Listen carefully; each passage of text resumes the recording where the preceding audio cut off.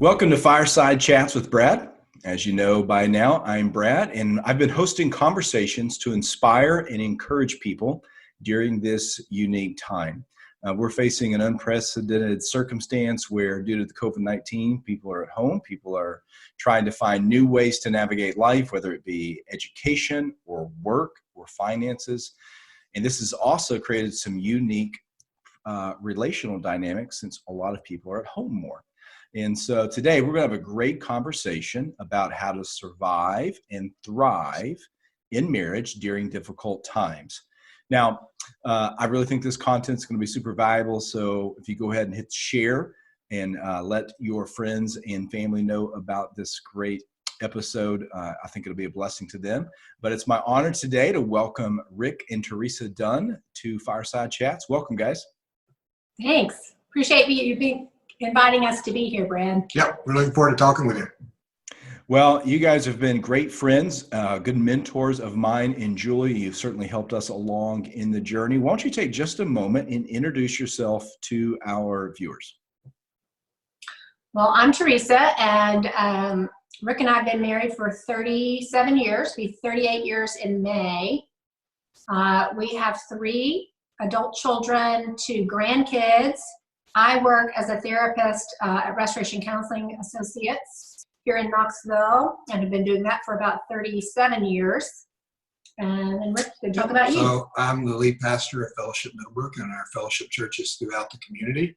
And we have, I think we went through one stretch in our lives where for about a decade, we either changed jobs, changed educational experiences, or added a child, or moved. And sometimes we did them all at once. So whatever kind of baggage you'd like to tap into, there's plenty to work with here because we've been through it. And one of our youngest son describes Teresa and I's marriage as 2 waves crashing into each other. So you got all the material you need right here, Brad. You know, one of the reasons I wanted you guys on the show is because you've got a little bit of tread under your tires, so you're a bit experienced. One of the things that drives me nuts right now is I see lots of advertisements for marriage resources from people who have been married for 18 months. And I just don't have time for that. And I don't know why that's a popular thing, especially in Christian circles. But the other reason is you guys have been so willing to be a bit vulnerable and share about some of the ups and downs along the road. And I think that's certainly going to be relatable to people, especially right now. We're kind of in this weird time where now you got husbands and wives who marriage in itself, relationships in general, can be challenging. Just the ups and downs of life, circumstances, kids, you name it. There's lots of opportunities for pressure points in relationships, particularly marriage. But now we've got this new thing, this COVID-19. We've got people with the uncertainty of the future, the nervousness, the anxiety about the virus itself. And then frankly, people just stuck at home without some of the, ability to have a little bit of their own time, a little bit of differentiation. We're just right here in the moment. And so people at home watching this might feel like the temperature of the relationship pressure is rising a bit. So that's one of the reasons we want to have this conversation. And so Teresa, you're a counselor, Rick, you're a pastor. What are you hearing from people? Are you hearing this as being maybe a challenging time for people? It'd be great for Teresa to start because she was just talking with me about that the other day, about how many people are starting to talk to her about this moment. Well, a lot of counseling is being waylaid to deal with the pressure cooker that people are feeling right now. A lot of it that I'm doing with people is just trying to normalize that and say, look, if you normally idle at 0, just know that in this moment, you're probably idling about a 3. And that's really normal because we're in a lot of uncertainty. We don't know what this stuff is. We don't really know whether we're interacting with people who have it. Everybody's a little anxious about their health, if they're honest. Plus, a lot of people for the first time are home. Kids are home. They're trying to do some form of homeschooling.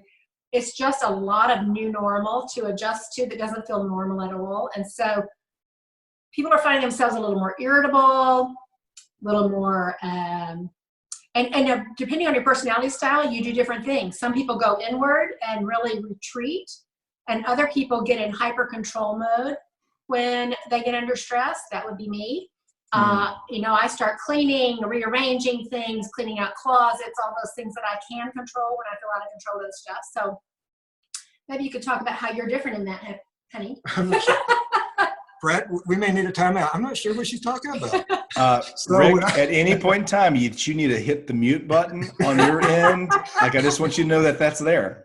We played out our dysfunction in front of you before we started recording. So what the heck, right? Yeah, absolutely. So for me, the more chaotic everything is in my world, the more I go internal, and I wouldn't clean the house till the whole crisis is over, because I'm like, I wouldn't spend my energy on that. I'm spending all this time internalizing, right? So you said it, Brad, and Teresa said it about we get exposed in this kind of time, right?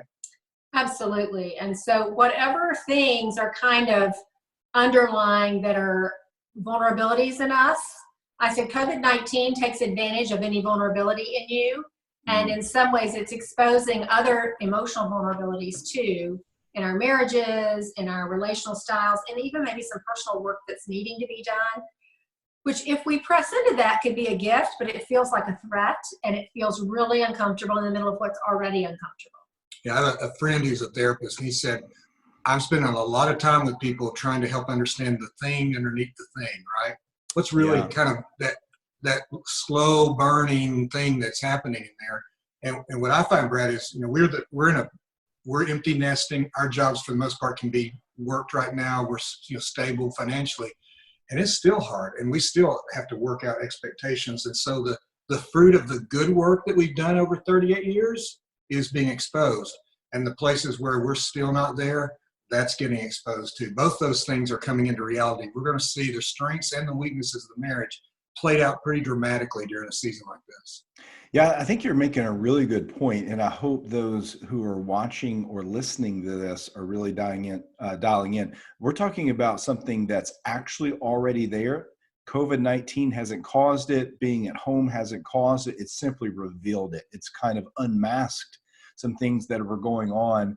And so it might be easy for us to just kind of, say, well, it's just because of this situation, and try to put it somewhere in the back seat instead of actually facing it. How would you encourage people who might find themselves looking in the mirror, looking at the relationship, looking at their marriage, and actually seeing for the first time something that's been there, but they didn't know it was there? Like, what would be your wisdom and encouragement for them in this moment? Yeah, my first thing is the immediate response to that probably is not going to feel good. It's going to be either sadness, anger, guilt, shame, kind of something you want to push away. And what I would say is that thing right there that's being revealed is not so God can undermine you, destroy you, or pound you. It's so he can love you and offer grace and actually take you to a new redemptive place in your journey. I tell couples, Christ is more invested in your marriage than you are, because he's got his name on it. That's good. So if he's revealing something, it's because he wants to help you walk into it and through it, not because he's like saying, see, you don't get that right. See, there's something wrong here. It's more like, hey, there's an invitation. Come here. Let's walk through this, because this is going to bring you more of me and more of the joy that I have for you. Not easily, but it's there. And I would say, give yourself a little grace in the midst of what is a very stressful time. I think it helps a ton when we just acknowledge, oh, wow, look what's here that we didn't even know was here. Do we have the skills, tool, and capacity right now to press into this? Or is this something we need to kind of acknowledge that it's here and that we've become aware of it, and that in a better season, when we have a little more resources and capacity, we're going to address it? So in some cases, you may have the resources and capacity within yourself to press into this right now, but you're kind of in a pressure cooker, and that's not always the best time to press into really hard stuff that maybe there's a reason it was kind of under the surface in the first place. And so just evaluating whether now is a good time, because God's not in a hurry, and he's going to deal with you on this stuff. So the gift may be just in the recognizing. It doesn't mean necessarily that right now it has to be addressed. If you're trying to homeschool, do 2 jobs, blah, blah, blah, all the different pieces. I think wisdom about timing is super important, but acknowledging it takes some of the pressure off of it. Yeah. One of the other things I was talking with somebody about, because they were saying, I'm just losing my cool with my kids, my spouse. And I said, hey, like, yes, it is the kids all bickering and your spouse is being more critical and some of those, because all the stuff's coming out, but also recognize that there's other factors, there are other streams that are feeding that. And it may not be what seems obvious to you, which is my spouse is on my last nerve. It really might be because of all these other things, and that just happens to be the safest thing to put your energy toward, but isn't necessarily helpful in the relationship. Man, that is so wise. And so to summarize there, I think it's so smart. Like, we need to probably adjust our expectations for the high efficiency, high productive, want to fix everything now people. That's just probably not going to be possible. So if you can adjust your expectations and then maybe put an appointment on the calendar, like, let's revisit this when the emotional temperature, the emotional output lessens a bit, and we can put ourselves in a better frame of mind. I think that's so wise. Guys, you have had a lot of experiences in life. And so, Rick, I want to start with you and then come back to Teresa. What's maybe the hardest lesson you've learned in marriage, and at the same time, the greatest joy? Yeah, so the hardest thing about our marriage is this beautiful, wonderful woman here, in spite of all my efforts, has refused to make this marriage about me. And I have tried, Brad. I have tried so hard. Haven't we all?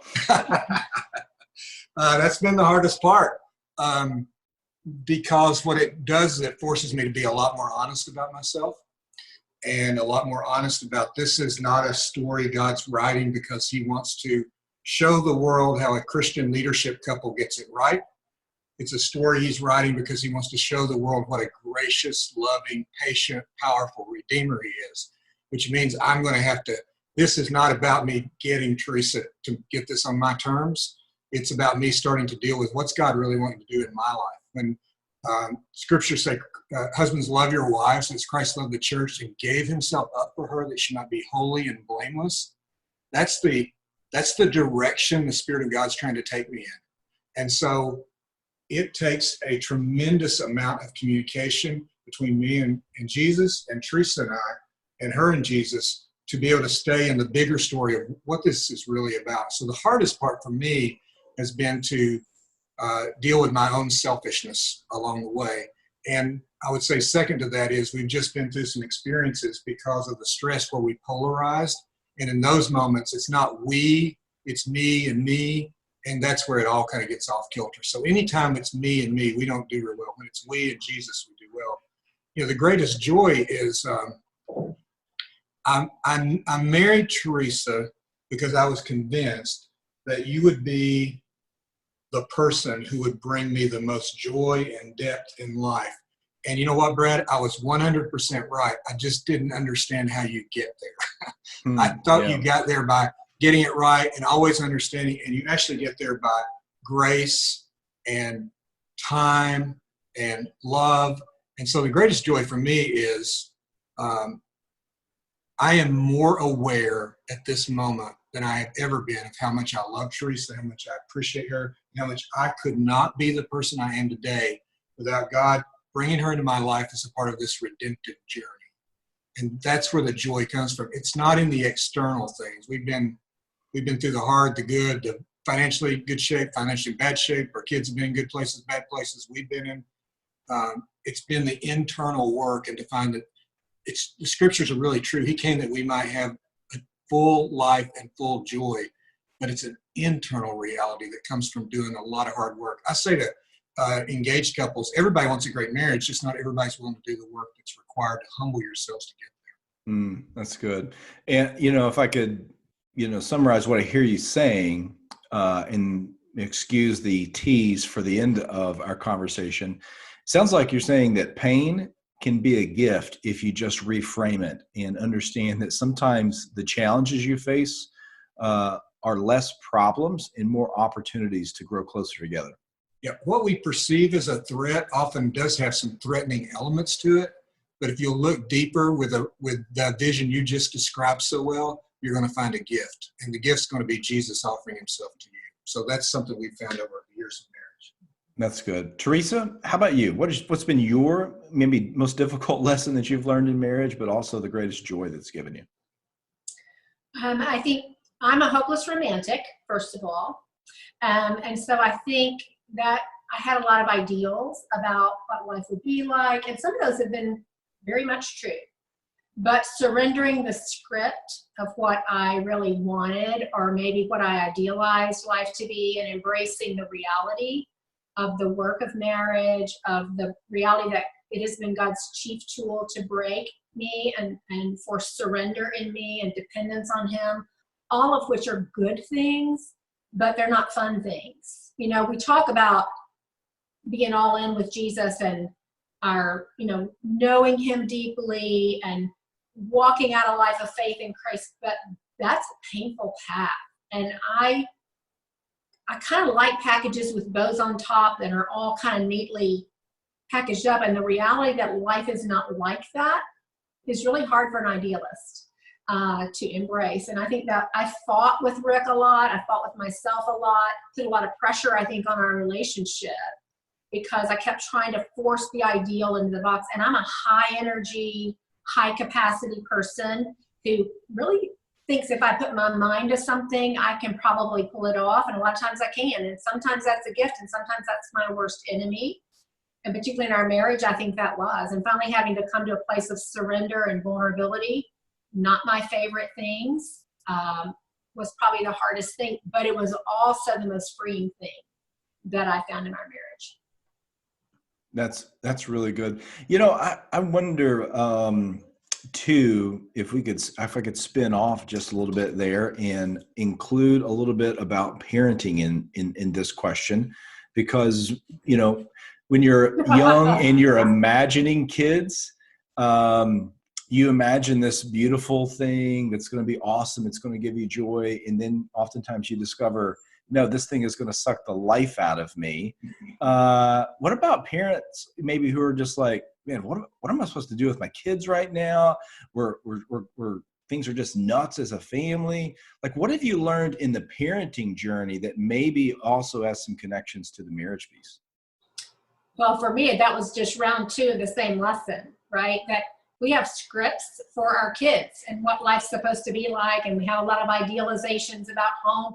I remember one of my funniest ones is trying to do home devotions, because I had this thought, I'm going to be that parent that does the best home devotions. We're going to do plays and act out Bible stories and our kids would get in fights and get mad, and somebody would go off crying, and I'd be talking through my teeth.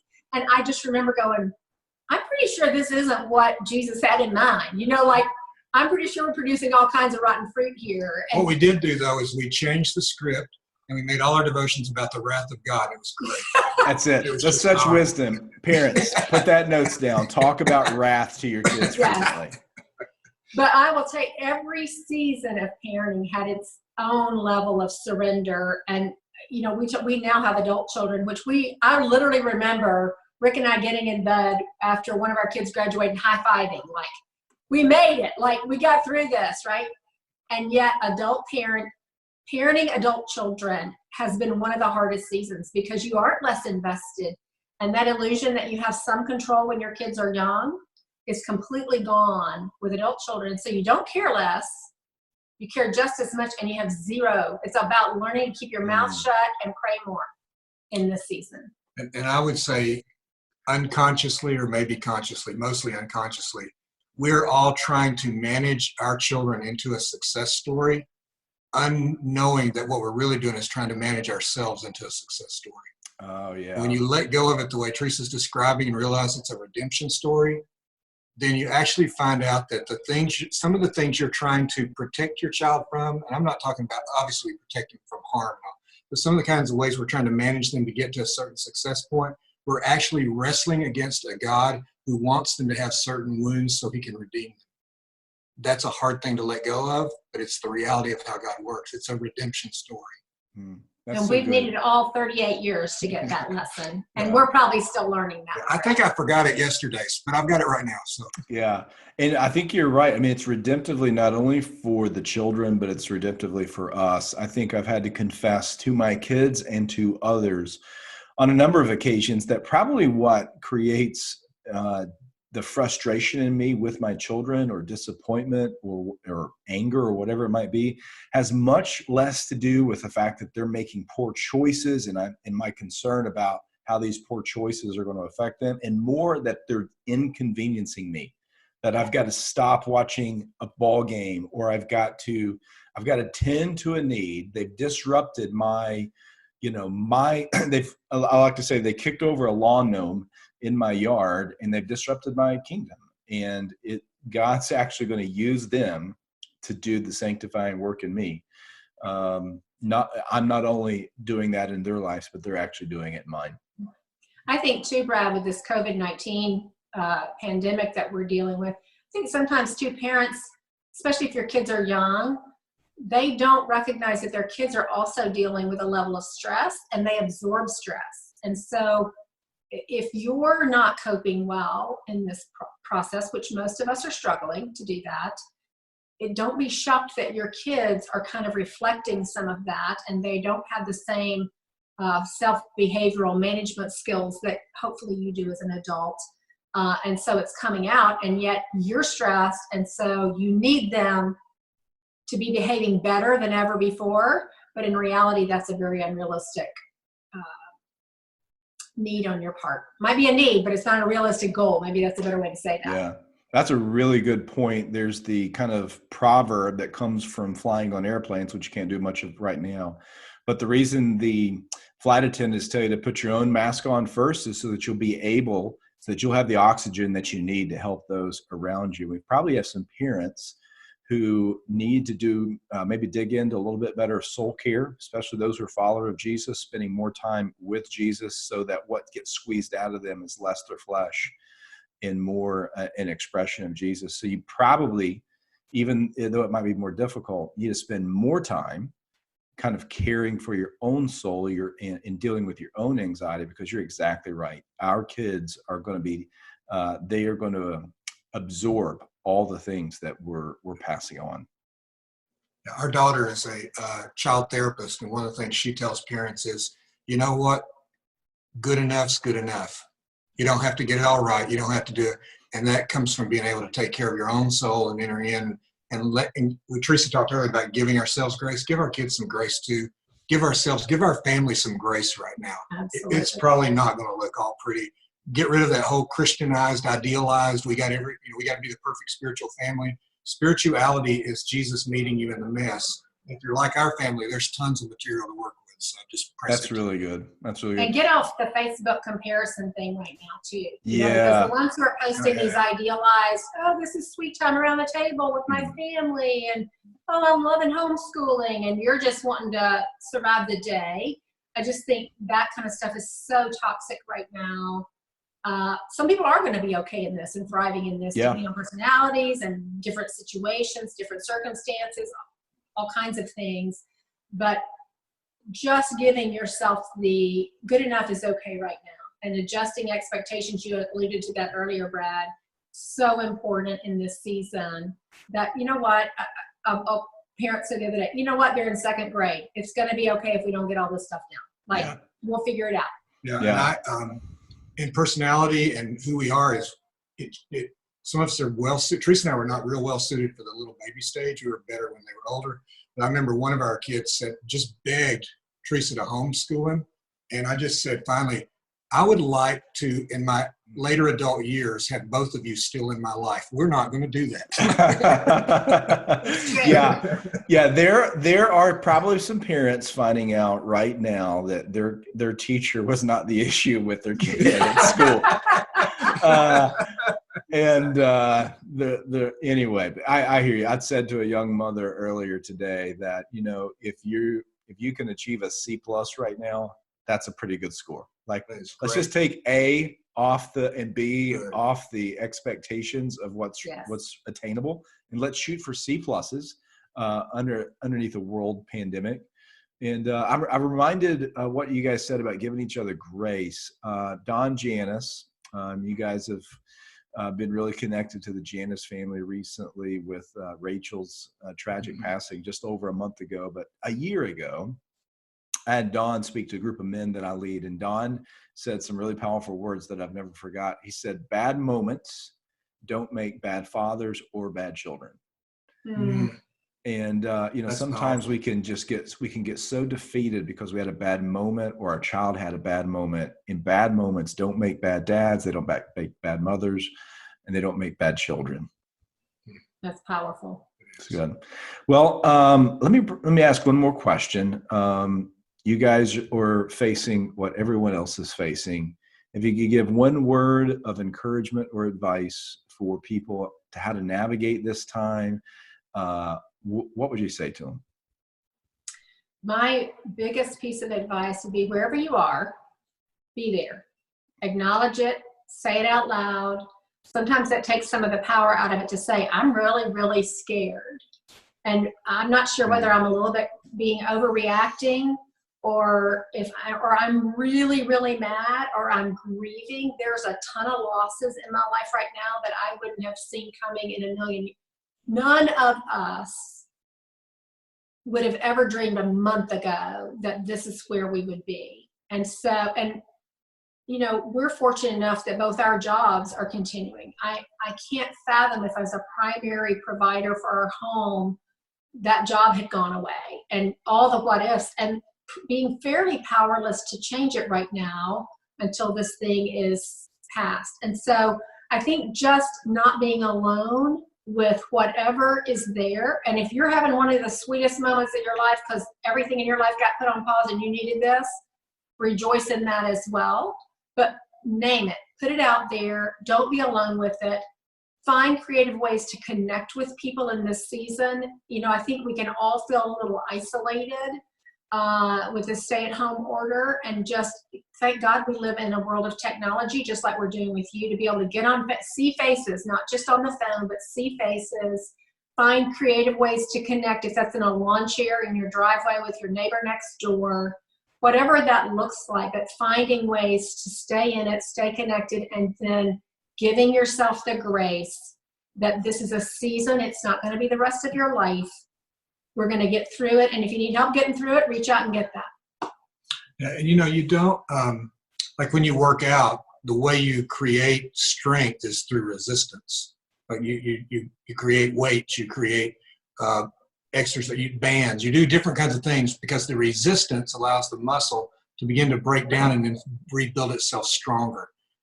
Look for the places where God's at work in you to strengthen you through resistance, and don't try to like guys, I do. I still think I can go in the gym and lift just as much as I could and on my joints, and then all of a sudden it all breaks down into horror.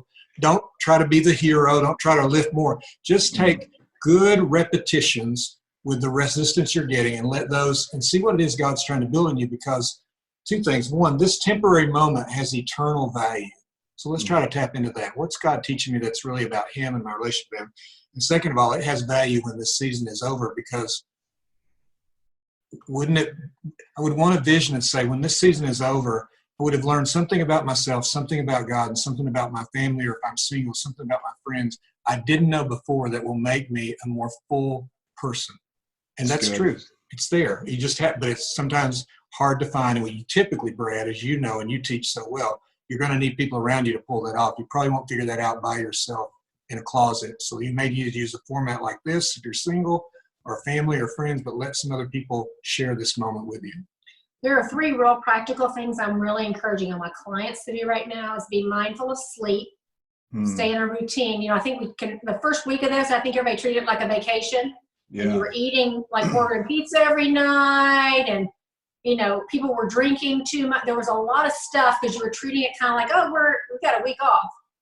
This is more of a long haul, and it's really important to keep the structures going. To get up at the same time, go to bed about the same time, make sure you're getting sleep, make sure you're eating healthy, getting some form of exercise in the middle of this. Those are self-care things that are just vital when we're in stressors. That really they don't seem like big things, but they're huge in terms of focusing on what you can control instead of keeping your eyes fixed on that TV and watching hours of CNN or Fox or whatever your favorite news channel is, then just letting all that stuff play over and over again is not helping your brain. You can stay informed without watching hours of TV. Focus on the things you can do something about and get about those things. That's a really good word. That's a really good word. We kind of referenced this a little bit earlier, but hey, if you're watching this and you're really enjoying what you're hearing from Rick and Teresa, a little bit, actually really right around the corner, you can hear more from them in an in-depth way. Rick, you are launching a podcast. Why don't you tell our viewers about the podcast, where they can find it, and about one of your upcoming special guests? Yep. So Lauren Morgan and I have launched a podcast called Life Reframed, and it's really exactly what we've been doing here, which is looking at real life experiences and reframing them around the bigger redemptive story. And we launched that on Apple Podcast this last week. You can find the introductory episodes available there. We'll launch each week. And in episodes 5 and 6, our special guest is none other than my wonderful wife, Teresa. And it was an amazing opportunity for us to get to sit, have this kind of conversation in that podcast. I think, folks, I'd love for you to tune into all of them, but particularly 5 and 6 when they are launched later this month. That's great. All right, so if you're watching this on Facebook or on YouTube, you can find it either in the comments or in the description below. Love for you to check out Life Reframed with Rick and Lauren. Rick and Teresa, thanks so much for joining me here today. It's such a blessing for others to be able to tune in and kind of gain from your wisdom. So thanks for sharing your hearts today. Sure, and we love you and Julie so much, and so thankful for you and your family. And just thankful for all the people that you're shepherding. Thanks for letting us be a part of your world and your journey. Thanks, Brad. Thank you, guys. Well, this has been Fireside Chats with Brad. Again, if you found this helpful, would you take just a moment and share it with your friends on Facebook or hit the share button there on YouTube. Until next time, this is Brad. Take care.